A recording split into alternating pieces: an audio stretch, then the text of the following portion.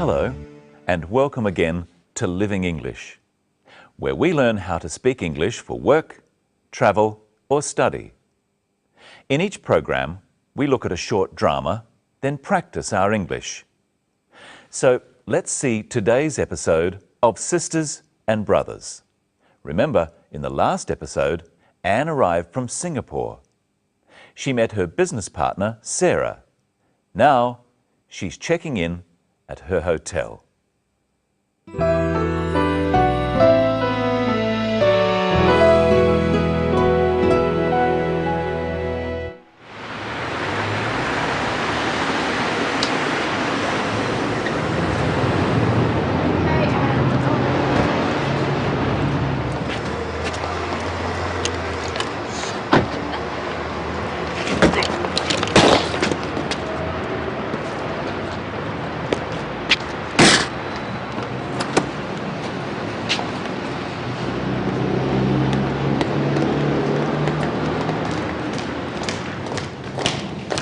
Thank you very much for picking me up. You're very welcome. You'll be all right here? Thanks, I'll be fine. And thank you, Mark, for helping with my heavy bag. Oh, don't mention it. All right then. Nice to meet you finally. I'll ring you tomorrow. Nice to meet you too. Goodbye. Good morning. Would you like to check in? Yes, please. And your name? Anne Lee? Yes. Could you just fill this out, please? How long will you be staying? 2 weeks. Are you here on business? Mainly business. Will you need a hire car? No, thank you. And will you need a map of the city? Maybe later. And will you want a newspaper in the morning? No, thank you. Okay. And how will you be paying, Ms. Lee? Credit card. Thank you. There you go. And here's your key. That's room 309. Enjoy your stay, Ms. Lee. Thank you. I hope I will.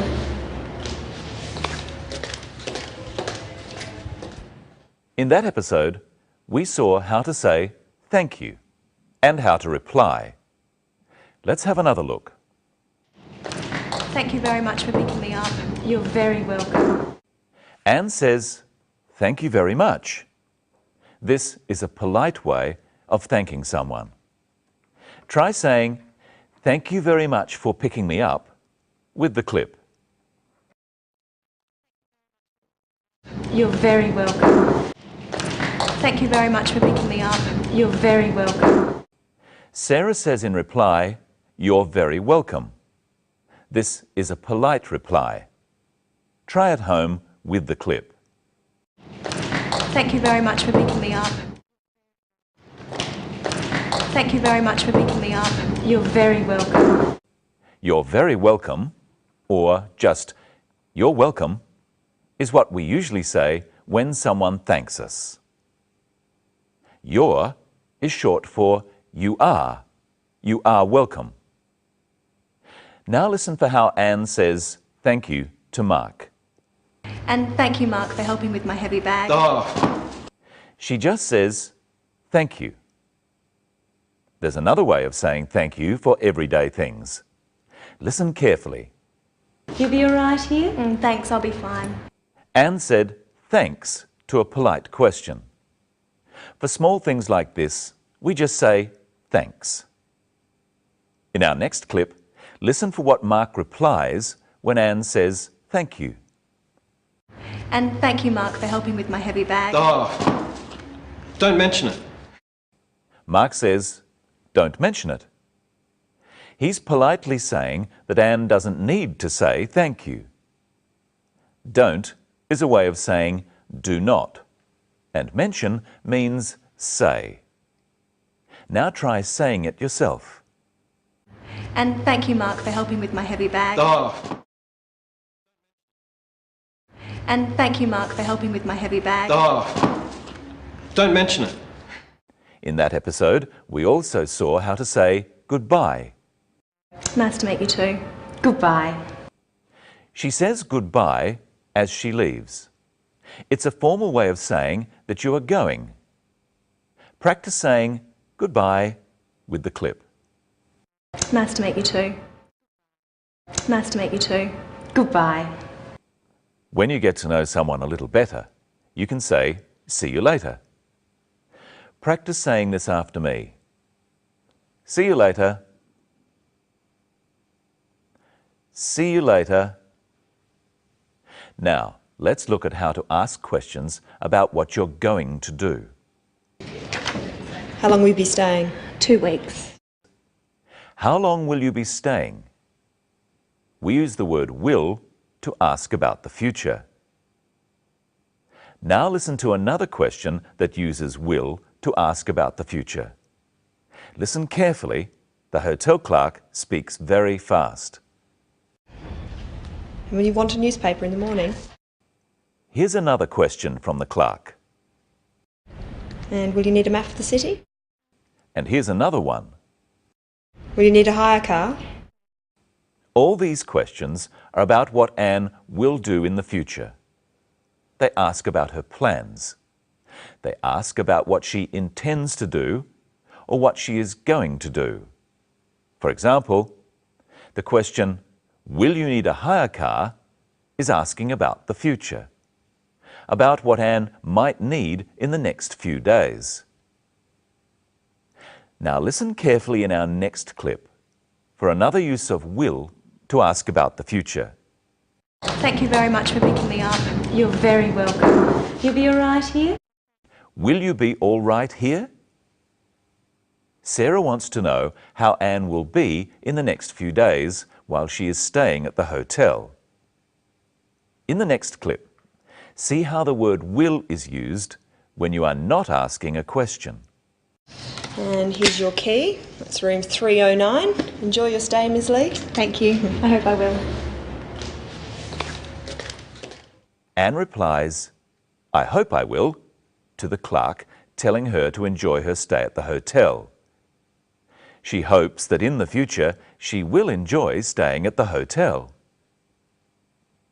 If you are not asking a question, you use the word will after words such as she.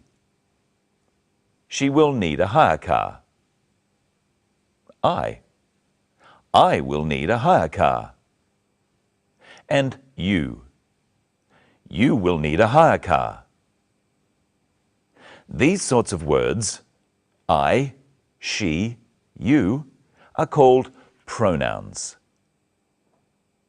We use will before pronouns in questions. So if I say, "Will you need a hire car?" it's a question. Listen to the difference. Will you need a hire car? You will need a hire car. Can you tell which one of these is a question? Will you enjoy your stay? Or, you will enjoy your stay. Will comes before you, so will you enjoy your stay is a question. It's asking about something in the future. When will comes after you are just saying what you think is going to happen. You will enjoy your stay. And here is Michelle. Hello, Michelle. How are you?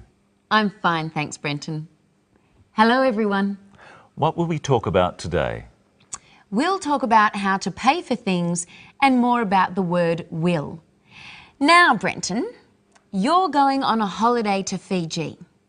I am? Let's pretend. I've brought some things here. Ask me if you'll need them, and you ask at home too, using will I need. Remember, it's hot in Fiji and there's lots of beaches. All right. Sunscreen. Will I need sunscreen? What do you think? Yes, you will. Traveller's checks. Will I need traveller's checks? Yes, you will. Sunglasses. Will I need sunglasses? Yes, you will. Teddy bear. Will I need a teddy bear? No, you won't. I might. Now you answer the questions. Will he need sunscreen? Yes, he will. Will he need sunglasses? Yes, he will. Will he need a teddy bear? No, he won't. Oh. Now, let's look at the scene where Anne pays for her hotel room. How does she pay? And how will you be paying, Ms. Lee? Credit card. Anne pays by credit card. How else can you pay for things? Well, you can pay in cash. So we say you pay by credit card or in cash. How else can you pay? Well, you can often pay by EFTPOS. EFTPOS stands for Electronic Funds Transfer at Point of Sale. You use your ATM card for this. And you can pay by cheque. In America, it's spelled differently. So we say you can pay in cash, by credit card, by EFTPOS, or by cheque. Practice saying by credit card with the clip. And how will you be paying, Ms. Lee? And how will you be paying, Ms. Lee? Credit card. Did you hear what the clerk called Anne Lee in that clip? Listen again. And how will you be paying, Ms. Lee? Credit card. She used her formal title, Ms. Lee. What's your formal title, Brenton? My formal title is Mr. Whittle. Men are called Mr. We say Mr. before our last name. My full name is Brenton Whittle, so I'm Mr. Whittle. So the Mark Taylor in our film is Mr. Taylor. Yes. And are you Ms. Crowden? I might be. I might not be. What do you mean? Women can be called Ms., Miss or Mrs. Well, they all sound like each other. Yes, but they're different. You can only be called Miss if you're not married and Mrs. if you are married. Are you a Miss or a Mrs.? I like to be called Ms. Any woman can be called Ms., just like any man can be called Mr. Practice these after me. Mr. Whittle. Mrs. Taylor. Miss Taylor.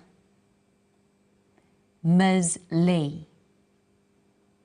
Have a go at saying Ms. Lee with the clip. And how will you be paying, Ms. Lee? Now it's time for a memory test. How are you going to pay? By credit card? By cheque? In cash? And I hope you'll watch our next program. We'll find out how to make appointments and about words to do with time. So until then, see you later.